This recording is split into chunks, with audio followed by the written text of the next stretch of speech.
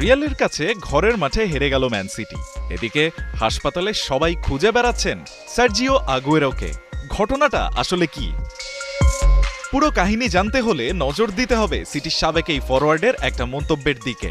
ক্লাবের প্রতি যার বিশ্বাস, সেই আগুয়েরো ম্যাচ শুরুর আগে বড় গলায় বলেছিলেন রিয়াল যদি জেতে তবে নাকি কেটে ফেলবেন নিজের শরীরের স্পর্শকাতর অঙ্গ।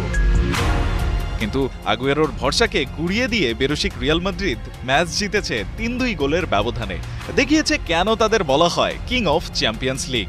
যে জয়ের পর মাস্টার মাইন্ড পেপ গার্দিওলা বলতে বাধ্য হয়েছেন রিয়াল মাদ্রিদ কোনো সাধারণ দল না। তবে গার্দিওলার চেয়েও এই জয়ে কেউ যদি মন খারাপ করে থাকেন সেটা নিশ্চিতভাবেই আগুয়েরো। কারণটা বেশ সোজা, ক্ষণিকের উত্তেজনায় করা প্রতিজ্ঞা রক্ষা করতে গেলে হয়ে যেতে পারে তার অঙ্গহানি।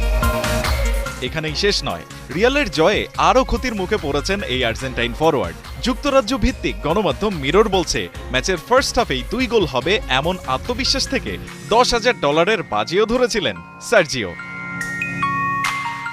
এখানেও ভাগ্য রসিকতা করেছে এই সাবেক সিটি ফরওয়ার্ডের সাথে, কারণ ম্যাচের ফার্স্ট হাফে কেবল গোল হয়েছে একটি, আর তা করেছেন আর্লিং হ্যালান্ড।